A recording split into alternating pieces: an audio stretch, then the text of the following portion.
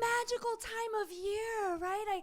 I think back to those years I spent trying to decipher a child's handwriting to see a letter for Santa, and the times that I had to pull tinsel out of a cat's asshole, and finding something stupid to do with that elf like every night. It's magic, right? I'm so grateful that I do not have to do that ever again. I do not. I'm done. I am done. And that elf shit, do any of you have to do that whole elf on the shelf thing? That is some serious commitment. That is serious commitment. I cannot stick to a keto diet for 30 days in a row. And I thought I was going to move an elf 30 days in a row, right? And you can't mess that shit up. There is no learning curve. Like, he doesn't move one time, your kid gets questions. And those questions lead to other questions. Like, Mommy, is the elf really magic? Or, Mommy, is Santa real? Mommy, does our life on this planet even matter? Right? Now, I was so relieved when my daughter hit puberty and I could put the elf on the shelf away and bring out a new game I like to call Bitch on the Rag. Like what? Yeah, we would just slam doors and yell at each other all season. Like, it was awesome. It was awesome. And she's all grown up now, and she just had her first baby. Yeah. For his first Christmas, I'm going to give him his own elf on the shelf that his mommy gets to do. Yeah. Yeah, I remember it was Christmas when she first brought the man that she's now married to home to meet us. It was Christmas Eve. He was lovely, lovely. Christmas morning, I wake up early. I'm the first one up. I got my coffee mug in my hand. I'm going up to the coffee machine. I'm an inch away. And I hear this voice go, "Good morning, ma'am." I'm like, "Good morning." And he says, "Listen, I just want you to know that we are not having sex." I was like, "Ew, of course we're not. That's disgusting." And then I was like, "Oh, you mean with my daughter?" Okay. And then I got defensive. I'm like, "Why not? She's adorable, you know?" And he says, "Because of God." And I was like, "Oh, well, that's new because well, anyway, he's like, "No, we believe that God would want for us to wait until we're married before we have sex." I was like, okay, I can respect that. Here's another thing God wants. God wants for you to wait until I've had a cup of coffee before you start talking to me about when you're going to bang my daughter, right? It's fair. It's fair. Man.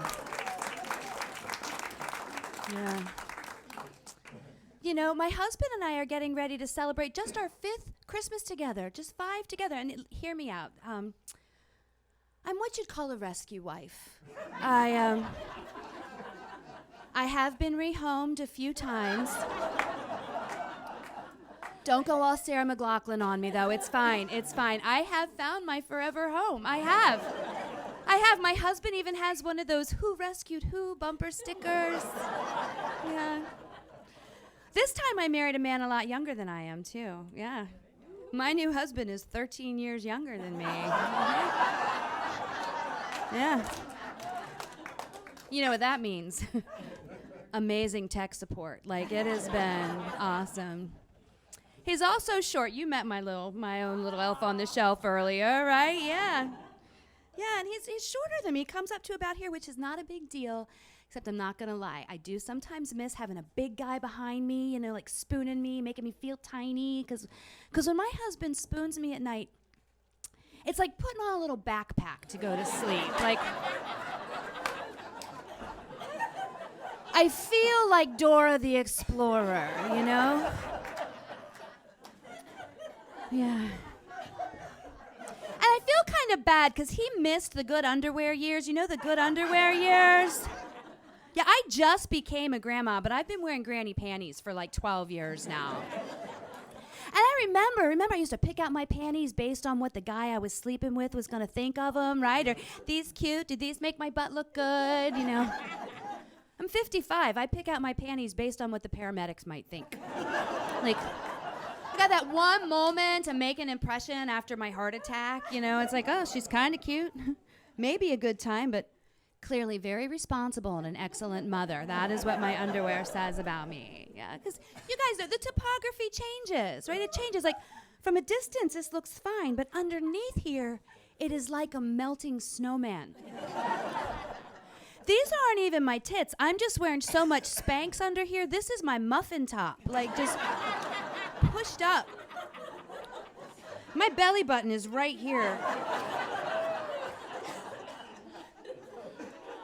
And the older I get, the weirder doctor's appointments get. Like, I walk in, they look at my chart, they're like, everything looks great, but we are gonna need to do a rectal exam. And I'm like, well, okay, but I'm just here to get my teeth cleaned, right? Like this. Man, I even had to get naked at the dermatologist's office. I thought he was kidding. He's like, no, I need to do a full body scan. I'm like, how much of this looks like it's ever been exposed to the sun, But I complied. I'm naked. There's a spotlight on me. And the man looks up from his chart and says as kindly as he possibly can, ma'am, I'm going to need you to lift up your breasts. I did not used to have to do that. They used to just stay right there, Now it's more like when you pass one of those sad used car sales, and you see those wind socks out. But it's like the end of the day, so they're losing power. So I throw him over my shoulder. He takes out this little pen light and he's looking under there. He's like, I'm not too concerned. I think most of these dark spots are just due to aging. I'm like, what? Dark spots? Aging? I'm like, what are the other dark spots? He's like, it's just a couple chocolate chips. I'm like, oh, and here's your remote. I'm like, thanks, I was looking for that, I go home and I use my remote to turn on the ID channel because I need to relax. And I can only relax if someone is being murdered on my television screen, and started seeing those commercials for the transvaginal mesh lawsuits. Remember the transvaginal mesh commercials, right? Nobody knows what it is or what it does, but it is falling out of women all over America. There is a woman in Texas who got $7.5 million because her mesh fell out. I'm like, the rest of us are playing Powerball. I'm like, get the mesh. Like, it's better odds. Seriously, the commercial says millions of women are suffering in silence from vaginal erosion. I'm like, what? I know a lot of women. We don't suffer in silence about anything, right? I'm too hot. I'm too cold. My vagina is eroding. Like, we're gonna mention it. We're gonna mention it. And ladies, what is our least favorite doctor's appointment? Oh yeah, the gynecologist for sure. Just out of curiosity, has any woman in this audience ever made it close enough to the end of the table on the first scoot down? No. No woman in the history of gynecology has ever made it close enough to the end of the table on the first scoot down. We never stick that landing. We never stick it. He's like, scoot down. Nope, a little bit more. No, come on, scoot down. Nope, a little bit more. Keep it coming. Nope, scoot down. I'm like, dude, my hoo-ha is on your face. And he's like, I'm like, you are sitting on a stool with wheels. You scoot up. I can't believe I got a pedicure for this shit. And you do. You get a pedicure, you shave your legs, you make this a little fancy, but not the day of, like 2 days out, so you don't look like you made it fancy just for him. You want to look like this is just how I roll. And they take that speculum thing out of the ice bucket, it's like, puts it in there, he's like, is this comfortable? Like, if I cough once, you're gonna lose an eye. That's how this is gonna go down. And he checks me out, he's like, oh, well, you've got a nice firm uterus and healthy breasts. I'm like, thank you. You have really nice eyes. But then he says this thing to me, he says, but your bladder is hanging a little low. Did you know your bladder could hang a little low? I was like, oh my God, do I get the mesh? You know, and he's like, no. He's like, but I do want to send you in for a pelvic ultrasound just to make sure everything's okay. I'm like, all right, well, that's no big deal. I've had a baby. They're just going to squirt that jelly on my tummy and press that camera on my tummy. Well, you people are one step ahead of where I was. I walked into the radiology department innocent as a little lamb. And I've got on my little gown, and I'm naked from the waist down, and I'm sitting on the paper, you know, praying I don't stick to the paper. Like, we've all made that deal with God. Like, I will be a good person forever if you make it so I do not leave like a shroud of Turin butt print on this doctor's paper. And in walks the hottest dude I have ever seen in a lab coat. And he is holding what can only be described as a dick camera. A 12-inch long white plastic stormtrooper dick in this guy's hands. You know, you've seen it. Yes. And he looks at me and he goes, ma'am, I'm here to do your transvaginal ultrasound. I'm like, what? Transvaginal? Like it's a highway? Like there's been a pile up on the transvaginal highway due to smog, you know, but all I could do was just point at the thing in his hand. He's like, don't worry, ma'am.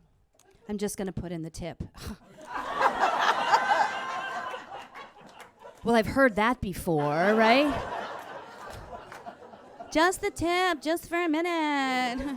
Here's your baby, you know. Then he pulls a condom out of his lab coat pocket. And not a special for medical use only condom. No, like a regular Trojan's prom condom in this guy's pocket. And he starts rolling it down this thing, and I'm like, is my insurance gonna cover this? Because they won't touch my chiropractor visits, you know?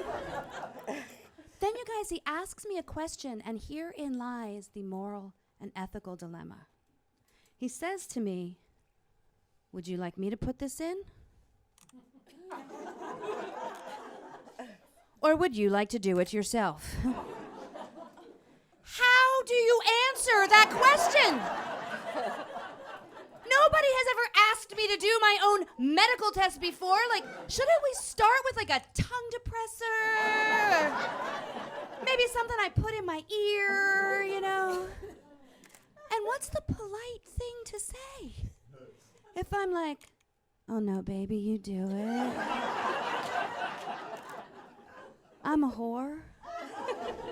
If I grab it from him, still a whore.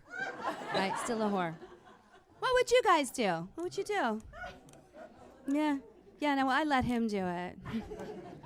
4 times. Yeah. And it was amazing until he said, oh, and here's your remote. Yeah. Thank you so much, you guys. I'm MissyHall. Merry Christmas.